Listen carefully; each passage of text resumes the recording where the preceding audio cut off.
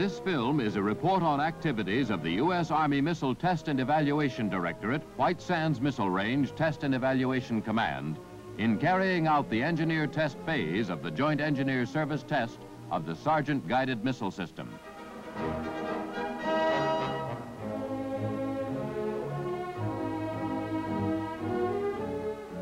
In late 1961, the Department of the Army directed that a Joint Engineer Service Test Team be established to plan and conduct tests and evaluations of the Sergeant Guided Missile System.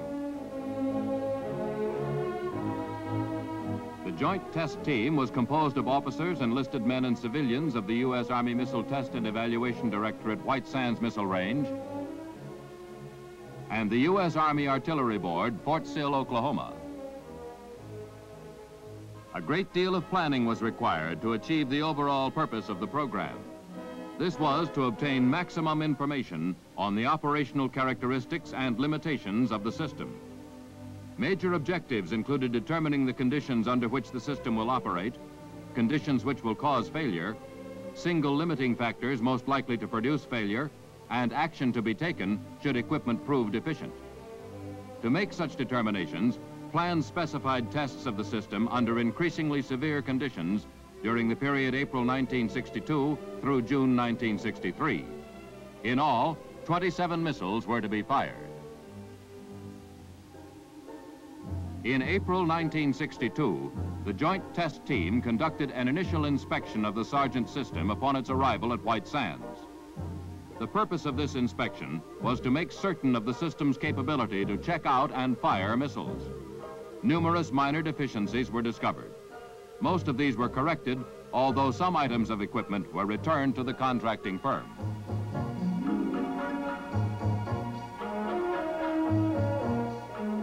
At the same time, instrumentation was being installed for recording of performance data during the upcoming tests. In mid-July 1962, rounds 1, 2, and 3 were fired. This was an initial proof test series to certify effectiveness of performance of both tactical system equipment and the missile in flight. 2 simulated biological and 1 simulated chemical warhead performed satisfactorily. These firings verified the overall effectiveness of the system, demonstrating generally much improved performance over R&D Phase 5 equipment. Accuracy was good. Reliability, however, in almost every area of the system needed improvement. Quality assurance and inspection problems were evident as during the R&D stage, although some improvements were noted in these areas.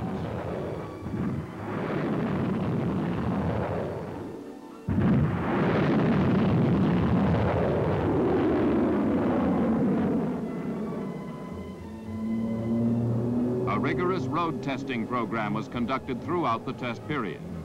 Major items of the system in varying combinations were subjected to increasingly severe road and weather conditions.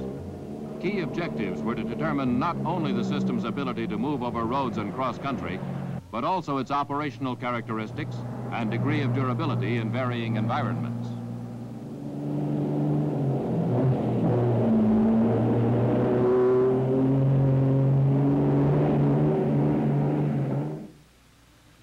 Typically, at the end of the many road marches, the 4 stations of the system underwent wind and rain tests in this specially constructed facility.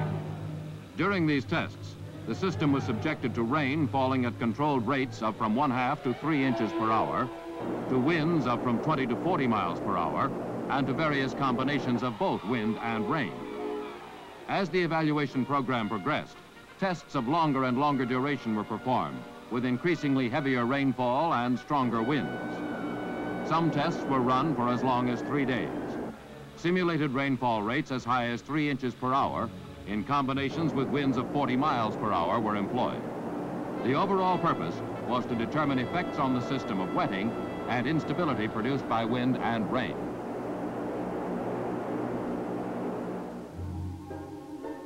At the conclusion of and sometimes during wind and rain tests, the missiles were mock fired. Thus, all functions of the system, other than those occurring in flight, were checked. Also tested were the effects of wind and rain upon assembly, loading, and checkout procedures, as well as upon the interaction between operators and equipment.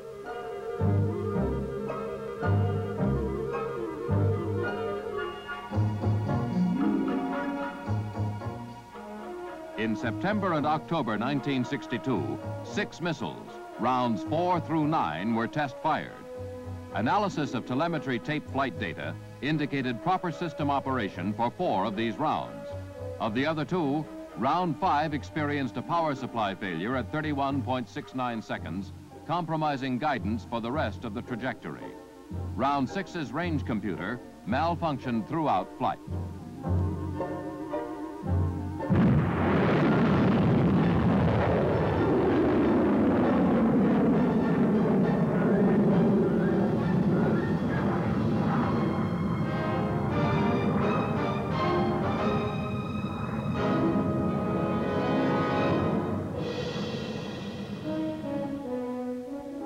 During the test program, laboratory tests supplemented or reinforced the firing and other field tests.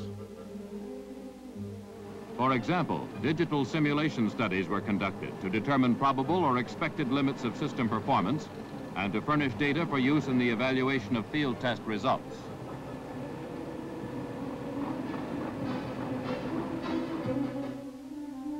Environmental laboratory studies provided data not obtainable from either field or R&D test records. System major items were subjected to test chamber temperatures ranging from -25 to +125 degrees Fahrenheit. During these tests, temperature limits were established for effective operation of specific equipment items. In addition, major assemblies were subjected to simulated solar radiation and other environments.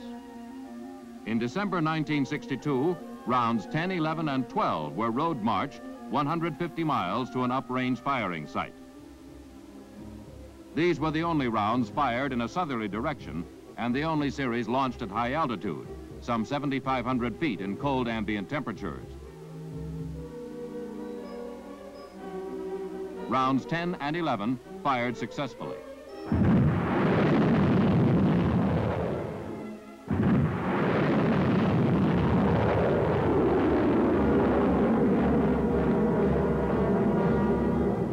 Round 12 was cut down by the flight safety officer at approximately T plus 50 seconds. It was concluded that the absence of an input signal caused loss of azimuth guidance.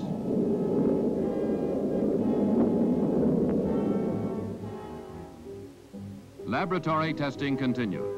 For instance, rocket motor safety studies included drop tests to determine the resistance to ignition should the motor be dropped during transport, loading, or other handling operations.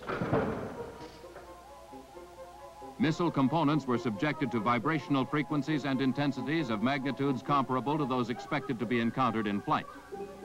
One major objective was to determine the effects of acceleration on the guidance section. Results of these tests indicated that the system could withstand the higher level shocks and vibrations produced by sea level firings.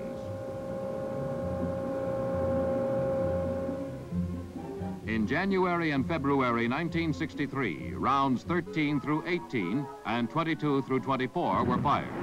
Of these 9 rounds, 6 demonstrated proper in-flight performance.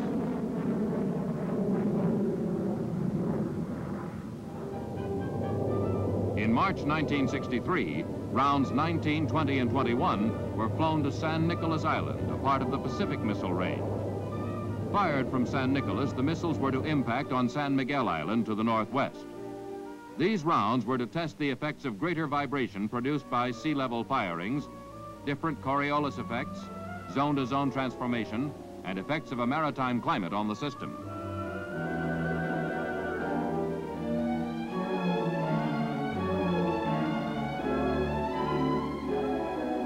The launching station was exposed to salt spray from the sea. Rust quickly appeared on bare metal surfaces, even though they had been well oiled. The finished surfaces of the outrigger jacks showed no reaction for several days, but by the end of the tests had begun to dull.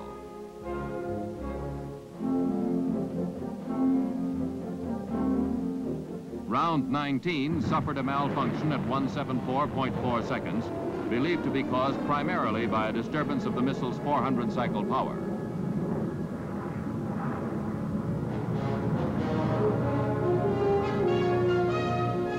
Round 20 performed properly, although flight monitoring telemetry was lost at 21.6 seconds. Round 21 performed satisfactorily.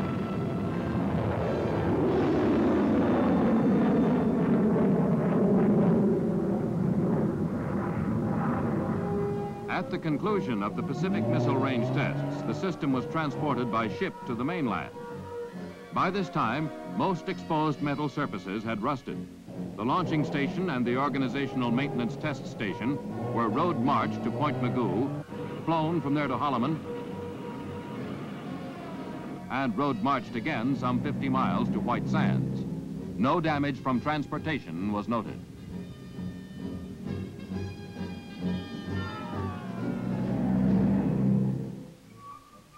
In nuclear radiation laboratories, the guidance platform, computer, control assembly, and selected ground equipment assemblies have been subjected to increasingly higher levels of radiation. After exposure, individual assemblies are to be reinstalled in ground equipment or missiles for accuracy and reliability verifications. Rotations of assemblies will be continued until the failure threshold is reached or until degradation of the assembly causes unacceptable system performance.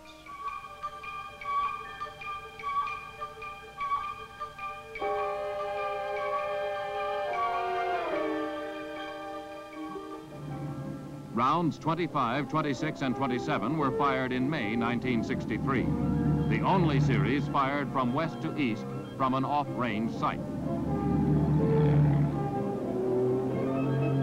Special tests included a zone-to-zone transformation and testing Coriolis effects.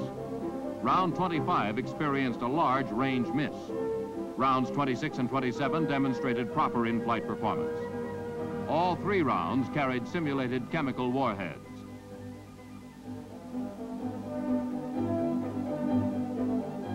On 5 June, the last missile of the test series, round 28, was successfully fired.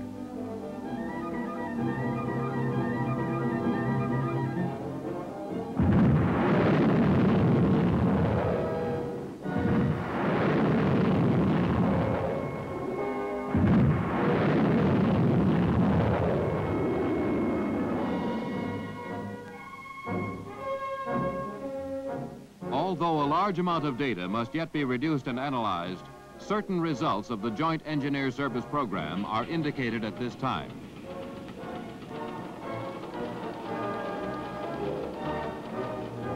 For instance, road tests covering approximately 1,500 miles demonstrated that the system can be effectively transported over tactical-type terrain.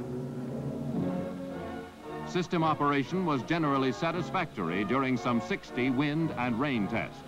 However, wet cables frequently produced electronic failures. The azimuth orientation unit proved difficult to operate, particularly in the rain.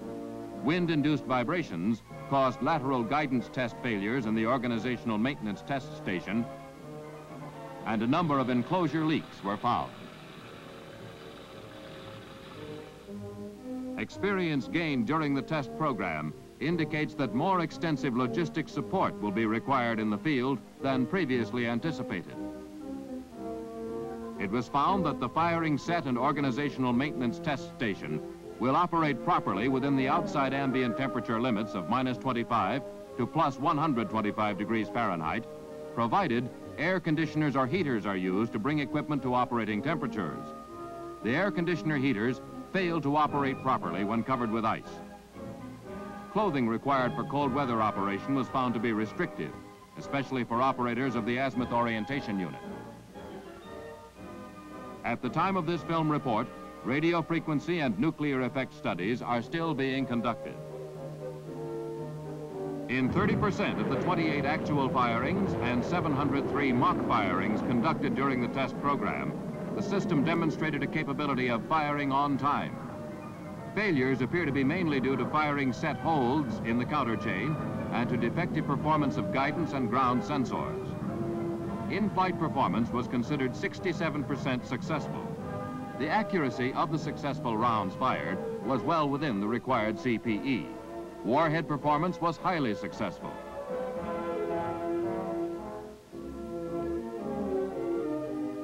Thus, the Sargent missile system has undergone engineer service tests, a major contribution to the development of a new weapon for an adequate national defense.